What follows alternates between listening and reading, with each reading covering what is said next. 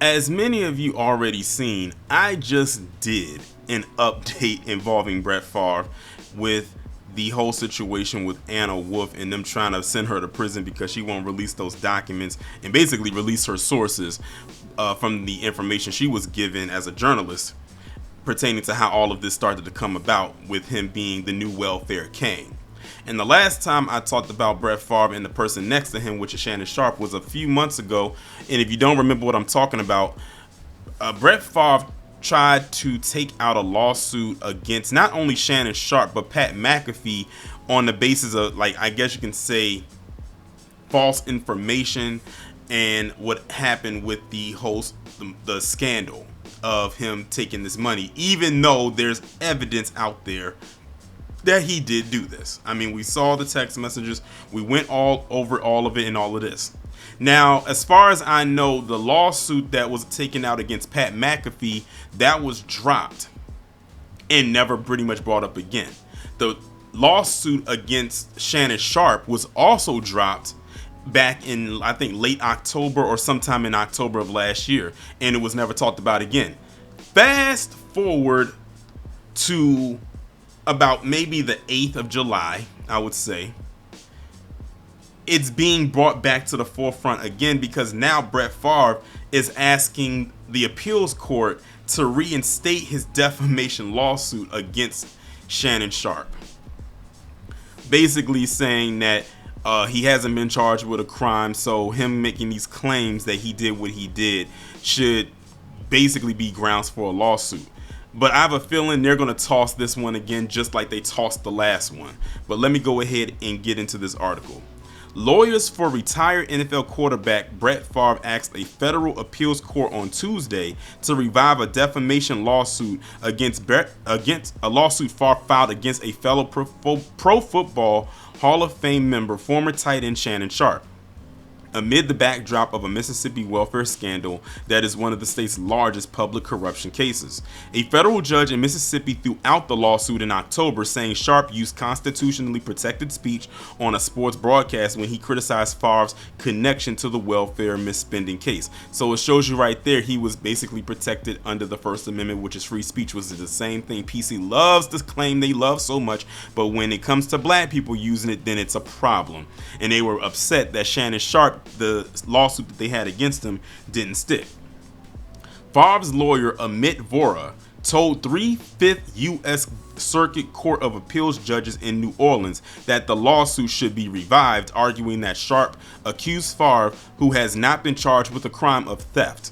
Sharpe said during a September 2022 broadcast on the Fox Sports show Skip and Shannon Undisputed that Favre was quote-unquote taking from the underserved, and that he stole money from people that really needed the money, and that someone would have to be a sorry person to steal from the lowest of the low.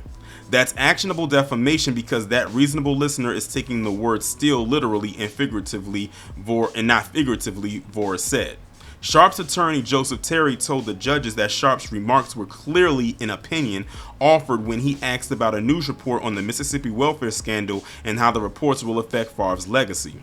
Now that's saying a lot right there. Favre's legacy. So they're afraid that Brett Favre's legacy is going to be ruined behind this. But like we've said and this is public knowledge, we have seen the messages, the text messages that were sent. We've seen all the documents. They pulled up so many receipts. They had actual numbers, all the so-called business that he had.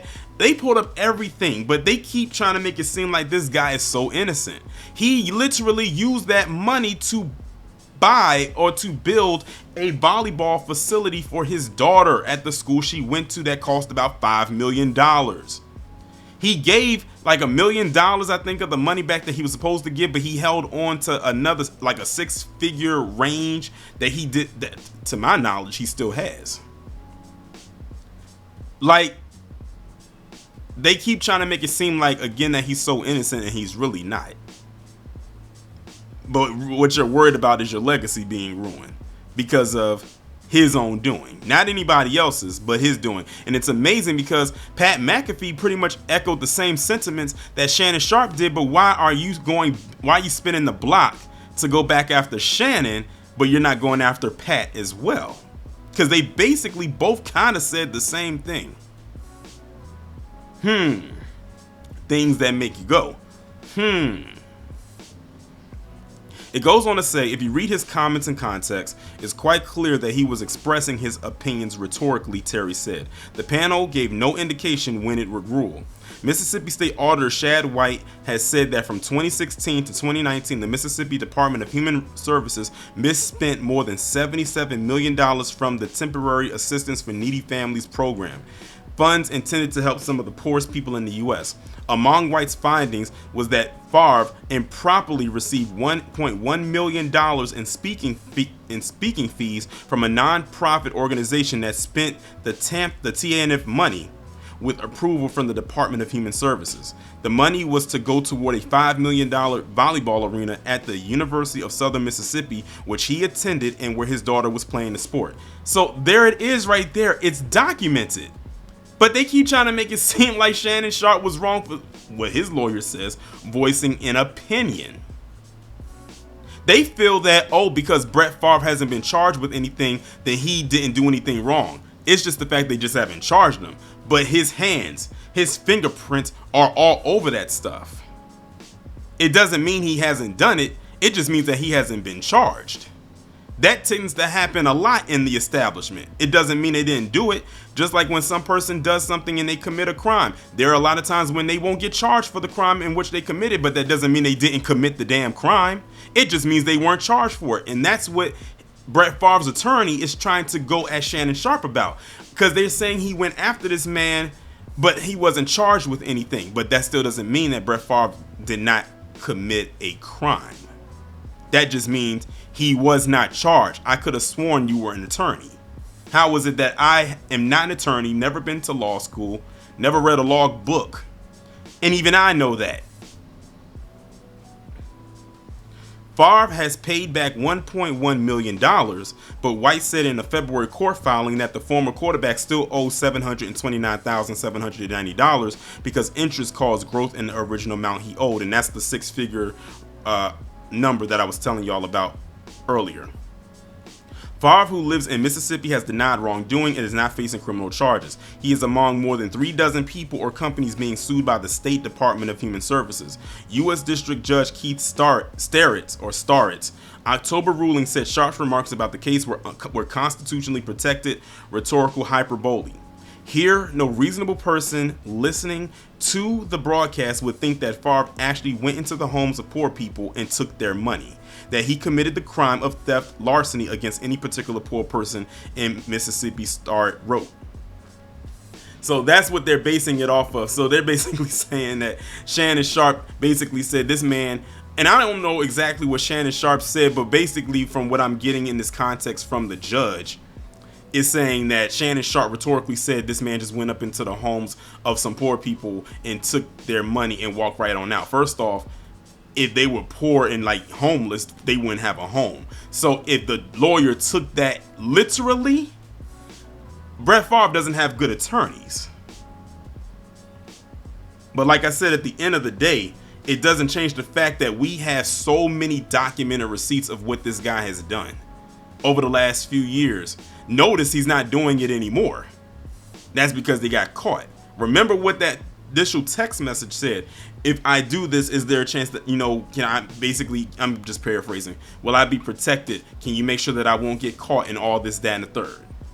That was one of the first messages that he sent when the conversation of this even began. Y'all can look that up for yourself. Y'all can look up anything pertaining to this up for yourself. I have a whole playlist dedicated to this, and the update y'all just got, and this one's going to be added to the playlist. Y'all can go back to the beginning of the playlist when I first started talking about this, and you can see all the documents there, like all the stuff that's been pulled coming from him and the people that he's been involved with when it comes to this. This is not false information. It's out there. But they trying to make it seem like, because he hasn't been charged with anything, then he's not a criminal. No, that's not what that means. That just means they haven't charged him. Why they haven't done so already? Well, I'll leave that up to your own interpretation. Furthermore, look at this. This is a picture or a screenshot that I got of Brett Favre's net worth.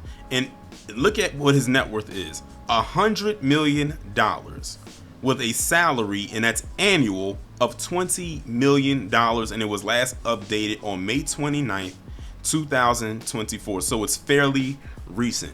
You got to ask yourself this question, and it's something I continuously brought up even when I was really heavily talking about this. Why would a man who has a net worth of $100 million, and I actually think it was more than that a while ago, I think he might have taken a hit because of this, but either way, why would a man who has a net worth of $100 million with an annual salary of $20 million take money from people who need it to go and spend it on building a volleyball facility for his daughter, when he could have easily just took the $5 million out of his own account and put it towards that, and he could have got a tax write-off on that? It's not like he wasn't going to get that money back, especially with an annual salary of $20 million and a net worth of $100 million. The man is not broke. So that, I think that was the thing that puzzled me the most, was the fact that this man has all this money and he felt the need to have to do this. And the crazy part about it is by him doing that, that exposed something that many of us has speculated, and some even knew for quite some time, that many of the people who steal or commit the most welfare fraud are those who don't need it, or the ones who are these multi-millionaires, and some even who are multi-billionaires. They are some of the biggest recipients of it, but the reason why they don't get caught like that is because they can easily hide it. Unfortunately for Brett Favre, in his case, he wasn't too bright in order to figure out how to hide his dirty dealings very well. And now he's trying to claw his way out of the situation, but they're not allowing him to, and they're not allowing him to leave it either. Remember, for a while he kept trying to get up out of it, but the judges basically prevented him from doing it, and he thought he was going to find a workaround with different judges, and they basically said the same thing. So he's basically stuck there. The only thing that is holding this whole thing up, though, is the fact that they haven't charged him. That's why this thing really hasn't moved forward, because they have not charged him yet. I feel like once they officially, whenever it'll be, when they officially charge him, then that's when they'll actually be able to move forward with this whole situation. But again, just look at what you see on your screen. $100 million net worth with a $20 million annual salary, and he stole money from people who needed it so he can build his daughter a $5 million volleyball facility. Now, when you look at these figures, does that look like he needed to even do what he did? No. He could have easily got it out of his own account. He would have got it right back. So he would not have even missed it. So that's the part, I think that was the part that really pissed me off the most about the whole situation. The last thing I wanted to add in is this, and I don't know why I didn't think to add it in before, but you know what, let me just go ahead and throw it in right here. Another reason why he's trying to get this thing to stick as much as possible is because he feels that if he can get this defamation suit to actually activate, which I highly doubt that it won't, especially under the basis of why it was thrown out the first time, is because if he can get it to stick even with just one person, then it's a good chance that if it was to go through and it was to work in his favor, then they can throw this whole thing out. And he can just go back to his life like as if nothing happens, and then he could probably just start throwing lawsuits all over the place at people who have said things about him and trying to say, oh, you lied on me and this, that, and the third. This man is not slick. He is not slick at all. And him nor his team are not low when it comes to this. I got this whole thing figured out from top to bottom and everywhere in between. This man is not slick. He's trying to be. I see his game plan, but in my honest opinion, it's not going to work.